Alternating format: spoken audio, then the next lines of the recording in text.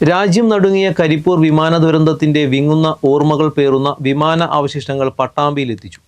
2020 August 7-ന് Karipur വിമാനത്താവളത്തിൽ അപകടത്തിൽപ്പെട്ട air India express വിമാനത്തിന്റെ ഭാഗങ്ങളാണ് വെള്ളിയാഴ്ച ഉച്ചയോടെ പട്ടാമ്പി ഓങ്ങല്ലൂരിലെ ആക്രിക്കടയിൽ എത്തിച്ചത്.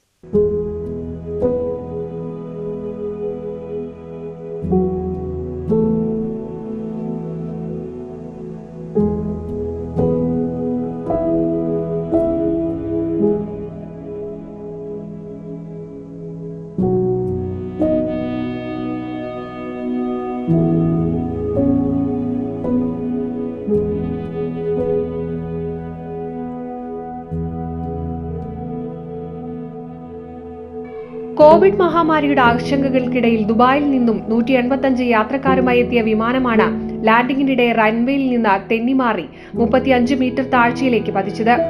അന്നൊരു നാട് ഒന്നടങ്കം നടത്തിയ ഐതിഹാസികമായ രക്ഷാപ്രവർത്തനം ലോകശ്രദ്ധ നേടിയിരുന്നു.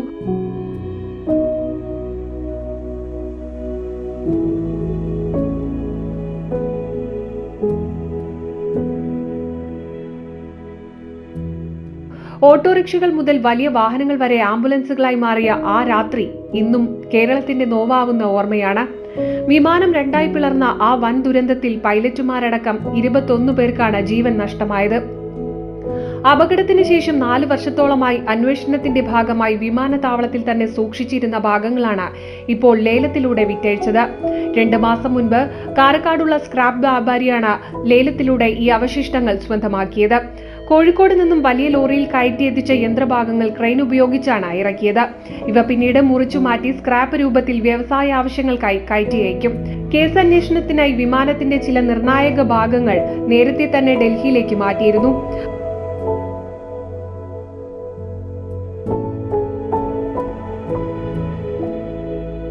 ആകാശം കീഴടക്കിയ വിമാനമൊടുവിൽ ലോറിയിൽ അവശിഷ്ടങ്ങളായി യാത്ര അവസാനിപ്പിക്കുന്നത് കാണാൻ നിരവധി ആളുകളാണ് കാരക്കാട് എത്തിക്കൊണ്ടിരിക്കുന്നത്.